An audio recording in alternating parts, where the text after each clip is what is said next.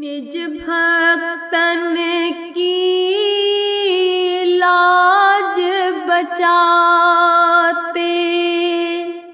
आते त्रिलोकीनाथ,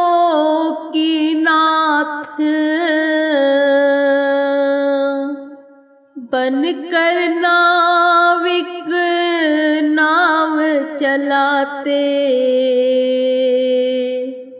करते बेड़ा पार।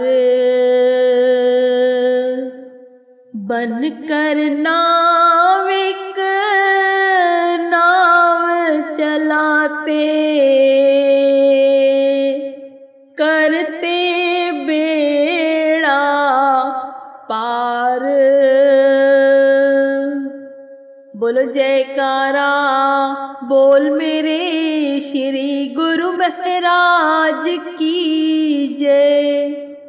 भोर हुई।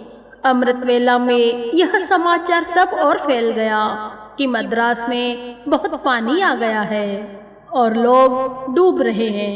श्री सद्गुरुदेव जी महाराज, श्री पंचम पातशाही जी गुरु महाराज जी श्री प्रयागधाम में विराजमान थे।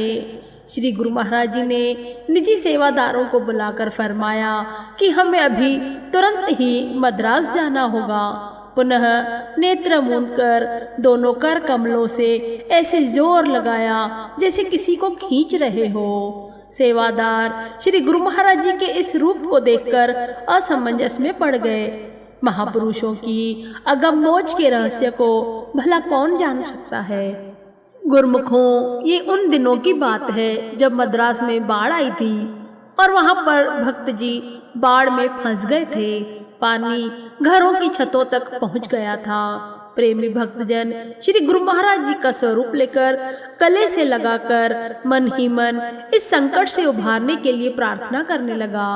अंतर्यामी महाप्रभु जी से भला कौन सी बात छिपी रह सकती है। महाप्रभु जी तो वैसे ही अपने गुरुमुखों पर सब न्यौछावर कर देते हैं।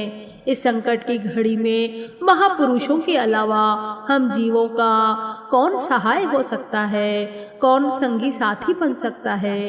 ये सच्चे साथी तो केवल और केवल संत महापुरुष ही होते हैं, जो जीव को हर संकट से निकालने के लिए अपना जी जान लगा देते हैं। उधर प्रातः होते ही भक्त जी को अपने घर के समीप एक नाव आती हुई दिखाई दी। नाविक ने भक्त जी को जोर से आवाज लगाते हुए कहा कि अपनी भक्तानी सहित शीघ्र ही इस किश्ती में बैठ जाओ, समय बहुत कम है। भक्त जी अपनी भक्तानी सहित तुरंत ही किश्ती में बैठ गए। किश्ती वाले ने उन्हें पानी से निकालकर दूसरे किनारे पर पहुंचा दिया। बाढ़ की भयावह स्थिति से त्राण पाकर मानो उन्हें जीवन दान मिल गया। उन्होंने उसी समय फोन द्वारा अपने किसी निकट संबंधी को सूचित किया कि हमें एक किश्ती वाले ने इस घोर संकट की घड़ी से उभार लिया है। हो न हो यह अपने श्री प्रभु जी की असीम कृपा ही है, वरन आज हम जीवित न होते। कुछ महीनों पश्चात श्री गुरु महाराज जी ने विवेक धाम आश्रम में कृपा फरमाई।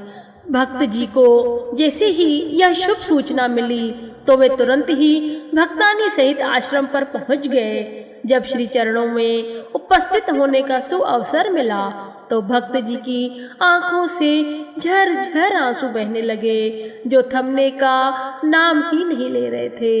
मन में केवल यही भाव था कि अगर श्री गुरु महाराज जी ने हाथ नहीं पकड़ा होता, हमें पार नहीं लगाया होता, तो हम कहाँ होते, किस हालत में होते।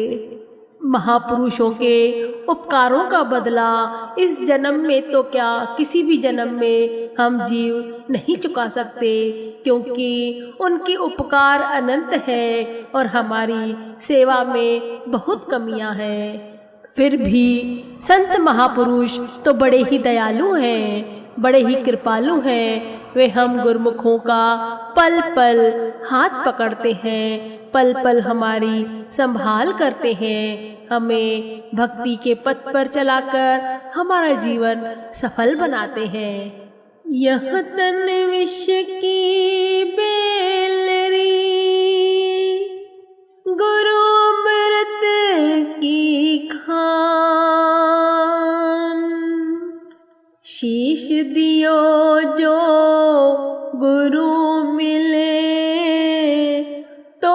भी सस्ता जान।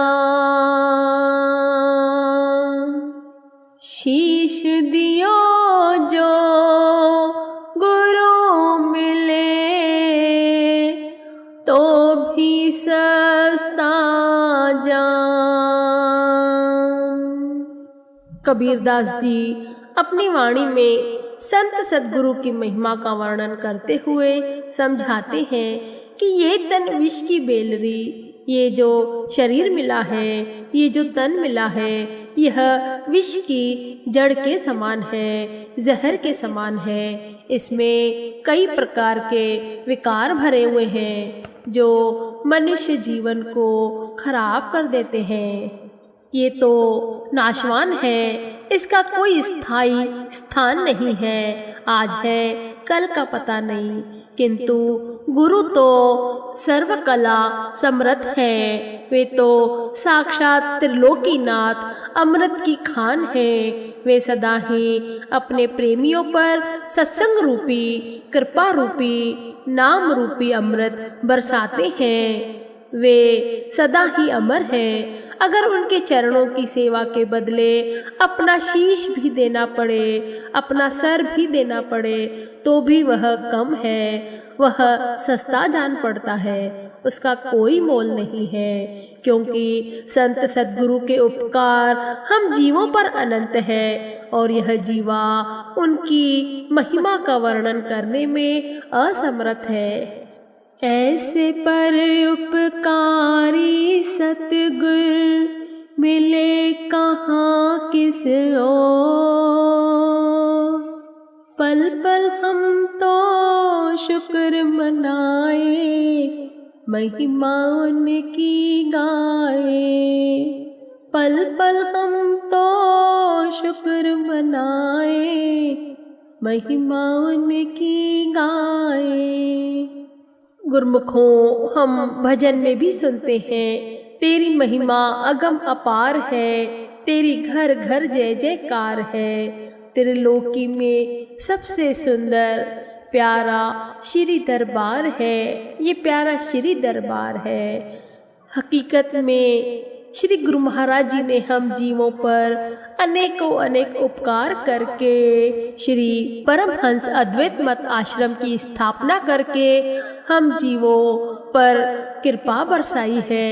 यहाँ पर पहुंचकर हम भक्ति के साधन प्राप्त करते हैं, जिससे हमारी आत्मा का कल्याण होता है, मन प्रफुल्लित रहता है, कोई गम कोई चिंता नहीं सताती। ये तो केवल महापुरुषों के उपकार है। अतः हम गुरमुखों को भी चाहिए कि हम श्री परमहंसों द्वारा दी गई आज्ञा को शिरोधार्य कर जो 5 नियम बताए हैं और 2 घंटे भजन अभ्यास की रीत बताई है, उसको बड़े ही श्रद्धा और विश्वास के साथ पूरा करें। हम श्री परमहंसों के उपकारों को तो नहीं चुका सकते, परंतु उनकी प्रसन्नता और रहमतों को अवश्य ही प्राप्त कर सकते हैं। उसके लिए आवश्यक है नित्य नेम और नित्य सिमरण भजन करना। सभी गुरमुखों को जय सच्चिदानंद जी। बोलो जयकारा बोल मेरे श्री गुरु महाराज की जय।